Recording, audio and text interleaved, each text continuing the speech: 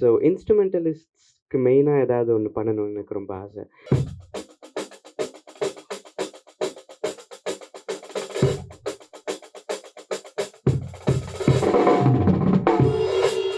ஒரு legendary drummer. நாங்க இங்க இருக்கிற ட்ரம்மர் எல்லாருமே who all we look up டுன்னு சொல்லலாம். ஸோ அவர் பேரு வந்து டேவ் வெக்கல். உலகத்திலேயே வந்து one of the best drummer அவரு. அவரோட ஃபுட் ஸ்டெப்ஸ் தான் இங்க இப்போ வாசிச்சுட்டு இருக்கிற மேக்ஸிமம் எல்லா ட்ரம்மரும் ஃபாலோ பண்றோம். வணக்கம், வெரி குட் மார்னிங். இன்றைக்கி ஒரு ரொம்ப முக்கியமான நாள், முக்கியமான அனௌன்ஸ்மெண்ட்டாக இன்றைக்கி நம்ம சொல்ல போகிறோம். லிடியன் நாதஸ்வரம் உலக அளவுக்கு தெரிஞ்ச ஒரு பெயர். நம்ம தமிழ்நாடு மட்டுமல்ல, தமிழ் சினிமா மட்டுமல்ல, அனைத்து மொழிகளையும் கொண்டாடப்பட வேண்டிய ஒரு கலைஞன். 2 வயசில் அவருடைய இசை பயணம் ஆரம்பித்து இசை பயிற்சி தொடங்கி கேஎம் ஸ்கூல், ரஹ்மான் சாருடைய ஸ்கூலில் அவர் பயிற்சி எடுத்து இன்றைக்கி உலக அளவில் நடந்த வேர்ல்டு பெஸ்ட் பெர்ஃபார்மர் அப்படிங்கிற அவார்டும் வாங்கியிருக்காரு 2019. கிட்டத்தட்ட 7 கோடி பரிசு வாங்கிய அந்த சிறுவனாக நம்ம பார்த்துருப்போம். இப்போ நீண்ட இடைவெளிக்கு பிறகு ப்ரெஸ்ஸை சந்திக்கிறாங்க. மோகன்லால் சாரோடைய ஒரு படம் மலையாளத்தில் இசையமைப்பாளரும் இசையமைச்சிருந்தாங்க. இன்றைக்கி என்ன இந்த சந்திப்பு அப்படின்னு சொல்ல போனால், வேர்ல்டுலேயே இருக்கக்கூடிய பெஸ்ட்டு பெர்ஃபார்மராக இருக்கக்கூடிய சில மியூசிஷியன் ட்ரம்மர்ஸ்லாம் சேர்ந்து ஒரு அழகான ஷோ நடத்த போகிறாங்க. ஃபஸ்ட் டைம் இன் தமிழ்நாடு அப்படின்னு சொல்லலாம்.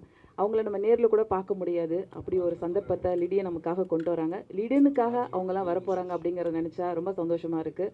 இதுக்கு அவங்க அப்பா அவங்களும் பெரிய காரணமாக இருக்காங்க. சொல்கிறதுக்கு முன்னாடி முதல்ல எல்லாருக்கும் வணக்கம். இங்கே வந்து காலையில் இங்கே வந்து எல்லாம் ப்ரெஸ் நண்பர்களுக்கும் இங்கே வந்து எங்களை இன்டர்வியூ பண்ணுற எல்லாருக்கும் ரொம்ப நன்றி. And to answer your question, என்னோட கெரியர் நான் முதல்ல நான் ஒரு ட்ரம்மரை தான் ஆரம்பித்தேன். ஸோ அந்த ட்ரம்ஸ் எப்பவுமே it had a soft corner in my heart ஆல்வேஸ்ன்னு சொல்லலாம். ஸோ இன்ஸ்ட்ருமெண்டலிஸ்ட்ஸ்க்கு மெயினாக ஏதாவது ஒன்று பண்ணணும்னு எனக்கு ரொம்ப ஆசை. So first Madras piano fest பண்ணலான்னு நினச்சேன். ஏன்னா நான் இப்போதைக்கு ஃபுல் டைம் நான் பியானிஸ்ட் அந்த மாதிரி இருக்கிறதால. ஆனால் டு பிகின் வித் என்னோட ஃபர்ஸ்ட் இன்ஸ்ட்ருமெண்ட் ட்ரம்ஸில் பண்ணால் கொஞ்சம் எங்களுக்கு டச்சிங்காக இருக்கும். அண்ட் இது ஒரு புது இனிஷியேட்டிவாக இருக்கும்னு ஒன்று நினச்சி சென்னையில் இந்த மாதிரி முன்னாடி நடந்ததே இல்லை. மோஸ்ட்லி இன் சவுத் இந்தியா இந்த மாதிரி எக்ஸ்பீரியன்ஸ் பண்ணியிருக்கவே மாட்டாங்க. So 6 drummer in one stage. So it's first time it's happening like that. And அது பேர் வந்து சென்னை ட்ரம் ஃபெஸ்ட்னு வச்சு இந்த ஒரு இனிஷியேட்டிவ் நாங்கள் ஸ்டார்ட் பண்ணியிருக்கோம். ஸோ தொடர்ந்து எவ்ரி இயர் நாங்கள் எதிர்பார்க்கலாம். எவ்ரி இயர் இது நடக்கும். அண்ட் நெக்ஸ்ட் இயர்லேருந்து மெட்ராஸ் பியானோ ஃபெஸ்ட்டும் எவ்ரி இயர் அது நடக்கும். யாரெல்லாம் கலந்துக்க போகிறாங்க, என்ன பிளான் பண்ணியிருக்கீங்க, என்றைக்கு வர போகிறாங்க அவங்கெல்லாம்? ஸோ இந்த ட்ரம் ஃபெஸ்ட் வந்து அக்டோபர் 13th 2024 காமராஜ் அரங்கம்ல இது நடக்க இருக்கு. அண்ட் இதில் வந்து 6 ட்ரம்மர் நான் சொன்ன மாதிரி. அதில் யாருன்னா ஃபர்ஸ்ட் இயர் ஒரு லெஜெண்டரி ட்ரம்மர். நாங்கள் இங்கே இருக்கிற ட்ரம்மர் எல்லாருமே who all we look up டுன்னு சொல்லலாம். ஸோ அவர் பேர் வந்து டேவ் வெக்கல். உலகத்திலேயே வந்து one of the best drummer அவரோட ஃபுட் ஸ்டெப்ஸ் தான் இங்கே இப்போ வாசிச்சுட்டு இருக்கிற மேக்ஸிமம் எல்லா ட்ரம்மரும் ஃபாலோ பண்ணுறோம். அண்ட் அவர் தான் எங்களுக்கு எல்லாருக்குமே இன்ஸ்பிரேஷன். ஸோ அவர் என்னோட குரோமேட்டிக் கிராமேட்டிக்ன்ற ஆல்பமில் 2 பாட்டு அவர் வாசிச்சிருக்காரு. அண்ட் இப்போ நான் அடுத்தது செலஸ்டியல்ஸ்னு ஒரு இந்தியன் ஃபியூஷன் ஆல்பம் நான் ஒன்று பண்ணிகிட்ருக்கேன். ஸோ அதுலேயும் ஒரு பாட்டு அவர் வாசிச்சிருக்காரு. ஸோ நான் இந்த மாதிரி ஒரே ஒரு மெயில் தான் பண்ணேன். ஒரு 5 to 6 months முன்னாடி ஒரு மெயில் பண்ணேன். சார் இந்த மாதிரி நான் ஒரு சென்னையில் ஒரு இந்த மாதிரி ட்ரம் ஃபெஸ்ட்டுன்னு ஒன்று பண்ண போகிறேன் ஃபார் த ஃபர்ஸ்ட் டைம். ரொம்ப பெருசாக and instrumentalists and aspiring drummers, music lovers, music enthusiast and rhythm லவர்ஸ்க்காக ஒரு ஃபெஸ்ட் பண்ண போகிறேன். அதில் நீங்கள் வந்து ஃபர்ஸ்ட் டைமாக ஒரு ஒரு ஒரு ஆனர் மாதிரி பண்ணி நீங்கள் ஒரு பெர்ஃபார்மன்ஸ் பண்ணணும்னு கேட்டேன். உடனே அவர்கிட்ட இருந்து மெயில் வந்துச்சு, கண்டிப்பாக லிடன், it will be my honour to come and play in your city and also for யூன்னு சொன்னார். So words like that coming from a legend is a very big blessing and honour for மீன்னு சொல்லலாம். So அவர் சென்னை வர்றது நிறைய பேர் wait பண்ணிட்டு இருக்காங்க. And Egypt and Oman and Malaysia, சிங்கப்பூர்ல இருந்தெல்லாம் டிக்கெட் புக் பண்ணிட்டு இந்த ஷோக்கு வந்து பார்க்க ஆளுங்க வராங்க. ஸோ ஒரு பெரிய அந்த ஸ்டேஜே வந்து அதிர போகுதுன்னு நினைக்கிறேன். நாங்களும் ரொம்ப எக்ஸைட்டடா இருக்கோம் அந்த ஷோ பார்க்கறதுக்கு. ஸோ டேவ் வெக்கல் மட்டும் இல்லாமல் இந்தியாவிலேயே ஒன் ஆஃப் த பெஸ்ட் ட்ரம்மர்ஸான ஜீனோ பேங்க்ஸ்னு அவர் மும்பையிலேருந்து வராரு. அண்ட் அப்புறம் நம்ம சென்னையில் மிகச்சிறந்த ட்ரம்மர்ஸ் சித்தார்த் நாகராஜன் அண்ட் என்னோட நண்பன் ஸ்டீவன் சாமுவேல் தேவசி. அண்ட் ரொம்ப ஒரு அண்டர் ரேட்டட் அண்ட் அமேசிங்கான ஒரு ட்ரம்மர்.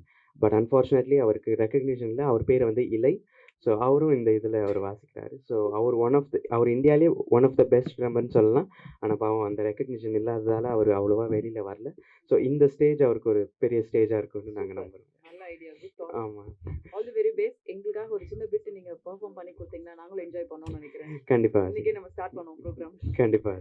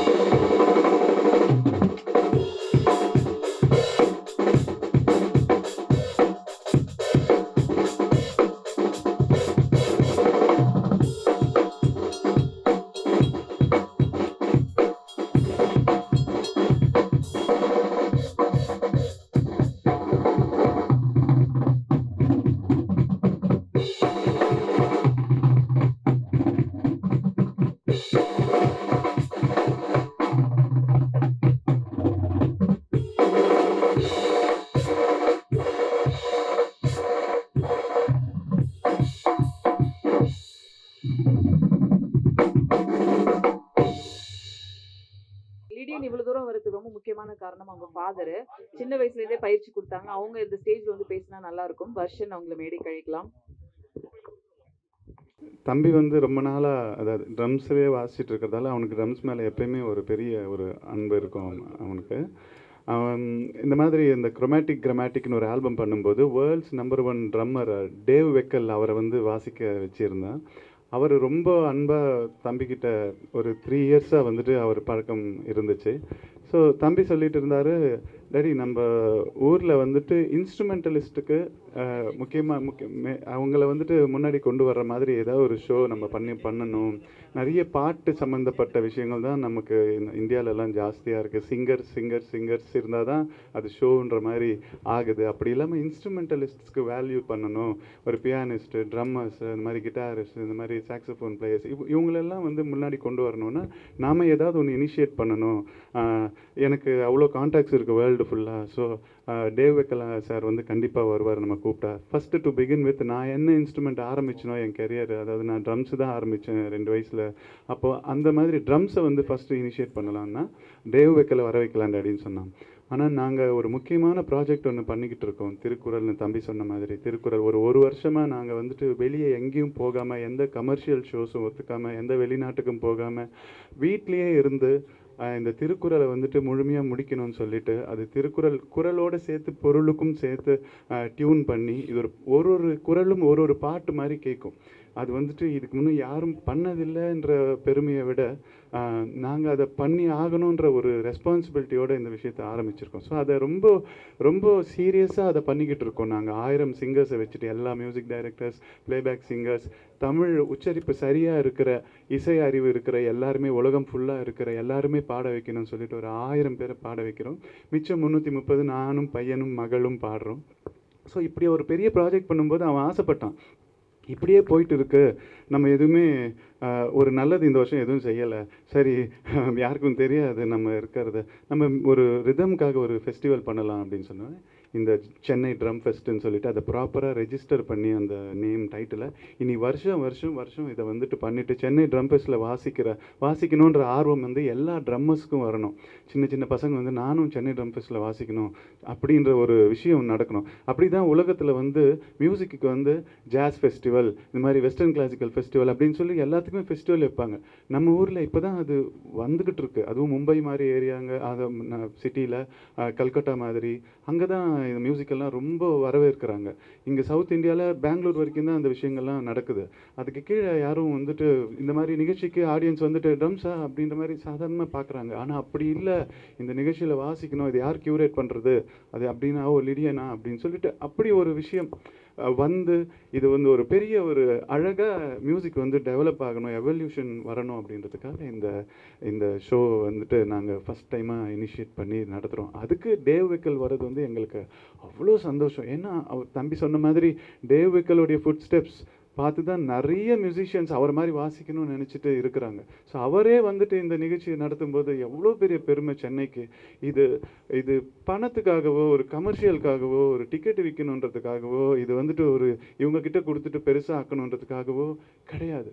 உண்மையாக சொல்ல போனால் எங்களுக்கு இதை மியூசிக்கை தவிர இதை எப்படி நடத்தணும்னு கூட தெரியாது. February மாதம் ஆரம்பித்தது, ஹாலை புக் பண்ணோம் நாங்கள். ஆனால் செப்டம்பர் 30ஆம் தேதி கூட எங்களுக்கு என்ன பண்ணணும்னே தெரியாது. டிக்கெட்டு விற்றா ப்ரோக்ராம் பண்ணலாம், பரவாயில்ல, வீட்டில் சேர்த்து வச்ச காசை வச்சுட்டு ஷோ பண்ணலான்றது தான் இந்த அறிவே இருந்திருக்கு எங்களுக்கு. ஆனால் எல்லோரும் இப்போ வெல்விஷர்ஸ் எல்லாம் முன்னாடி என்ன இப்படி பண்ணுறீங்க, எவ்வளோ பெரிய பட்ஜெட்டு, என்ன நீங்கள் ஸ்பான்சரே வாங்காமல் என்ன பண்ணிக்கிட்டு இருக்கீங்க அப்படிலாம் கேட்குறாங்க. ஸ்பான்சர்கிட்ட போயிட்டு நாங்கள் வந்து எப்படி பெக்கிங் பவுல்ஸ் எடுத்துக்கிட்டு போகணுமா அப்படின்னு சொல்லி, நீங்கள் ஈவெண்ட் மேனேஜர்ஸ் கிட்ட கொடுங்க அப்படின்னு அவங்க பார்த்துப்பாங்க அப்படின்னு. அது கூட ஒரு மாதிரி போய் கையேந்திர மாதிரி ஒரு விஷயம் தானே. மியூசிஷியன்ஸுக்கு அதுக்கு என்ன சம்மந்தம் இருக்குது அப்படின்னு சொல்ல, பையன் அதுக்கு மேலே டேடி நீ எங்கேயும் போய் நின்று அவமானப்படாத அப்படின்னு சொல்லிட்டு அவன் எங்களுக்கு ஒன்றுமே புரியல, என்ன பண்ணுறதுன்னு தெரியல. இப்போ நீங்கள் கேட்குற கேள்வி கூட இது எந்த மீடியா எடுக்க போகுதுன்னு சொல்கிறீங்க, எங்களுக்கு பதில் சொல்ல கூட தெரியல. இன்னும் யாரையாச்சும் அப்ரோச் பண்ணணுமான்னு தெரியல, ஒன்றும் புரியல. நாங்கள் எங்கிட்ட இருக்கிற காசை வச்சுட்டு செய்ய முடியும் நிகழ்ச்சி. எங்களுக்கு ஃபோக்கஸ் எல்லாமே அந்த மேடை, அந்த அழகாக அந்த எல்லாரும் 6 பேர் வாசிக்கணும், அதை எல்லோரும் ரசிக்கணும், அவ்வளோதான் அப்படின்ற மாதிரி தான் இப்போதைக்கு இருக்குது. இது யார் எடுக்க போகிறா, என்ன பண்ண போகிறா எதுவுமே தெரியாது. இந்த நிகழ்ச்சி அழகாக நடக்கணும்னு மட்டும் தெரியும். ஏன்னா நாங்கள் நம்புகிற மியூசிக் வந்து எங்களை மானத்தை காப்பாற்றும், அந்த நிகழ்ச்சி அழகாக நடத்தும், எல்லாருடைய சப்போர்ட் இருக்கும். இவ்வளோதான். இப்போ நேற்று நாங்கள் ஒரு முடிவு பண்ணி வச்சுருந்தோம், நம்ம கண்டென்ட்டாக எடுத்து வச்சுக்கலாம், இந்த ஷோ நடக்கிறத ஒரு 3 hours மூவியாக எடுத்து வச்சுக்கலாம் அப்படின்றது தம்பி சொன்னார். அந்த மூவியாக எடுத்து வச்சுக்கிட்டா எப்பயுமே அது வந்துட்டு ஒரு யாருக்காச்சும் அப்படி கொடுக்கலாம், அப்போ வந்து விருப்பப்பட்டு வாங்குவாங்க. இப்போ சொன்னால் யாருக்கும் தெரியாது. எல்லோரும் என்ன சொல்கிறாங்கன்னா, யார் எந்த சிங்கர் வருவாங்க, எந்த சூப்பர் சிங்கர் வருவாங்க, அவங்க வந்தால் தான் எங்களுக்கு நாங்கள் வந்து கேமரா எடுத்துகிட்டு வருவோம் அப்படின்ற மாதிரி தான் இப்போ வரைக்கும் ஒரு 2 சேனல் கேட்டதில் நாங்கள் இதெல்லாம் யார் ட்ரம்ஸ் எல்லாம் இதெல்லாம் எப்படி இருக்கும் தெரியாது அப்படின்ற மாதிரி ஒரு டாக் வந்தது. அதனால் நாங்கள் முன்கூட்டியே போய் இதை போய் சொல்லி இது எப்படி இருக்கும் அப்படி இருக்குன்னு சொல்கிறது கூட எங்களுக்கு வெக்கப்பட்டுக்கிட்டு சொல்லாமல் இருக்கும். அதனால் சேஃபர் சைடு இந்த ஷோ நடக்கும்போது யாரையுமே வீடியோ எடுக்காதீங்கன்னு கூட சொல்லலாம்னு சொல்லிட்டு யோசிச்சுட்டு இருந்தோம். நம்ம வரைக்கும் ஒரு வீடியோ டீமை வச்சுட்டு ஒன்று எடுத்துட்டு, அதனால் அட்லீஸ்ட் இந்த கண்டென்ட்டை ரெடி பண்ணிக்கிட்டு இது அப்புறமா ஏதாவது ஒரு சேனலுக்கு யார் வாங்குறாங்களோ என்ன மாதிரி பண்ணலாம்னு சொல்லிட்டு ஒரு சின்ன ஒரு தாட் வந்திருக்கு. அதுக்கு முன்னாடி சேரெல்லாம் காலியாக இருக்கக்கூடாதுன்றது ஒரு பெரிய ஒரு இது. அந்த சேர்ஸ் எல்லாம் காலியாக அதுக்கு நீங்கள் வந்துட்டு இந்த நிகழ்ச்சியை வந்துட்டு கொஞ்சம் நீங்கள் ஸ்ப்ரெட் அவுட் பண்ணிங்கனாலே அது எங்கள் குடும்பத்துக்கு நீங்கள் செய்கிறது ஒரு பெரிய ஒரு பாக்கியமாக நான் நினைப்பேன். நன்றி. தேங்க்யூ.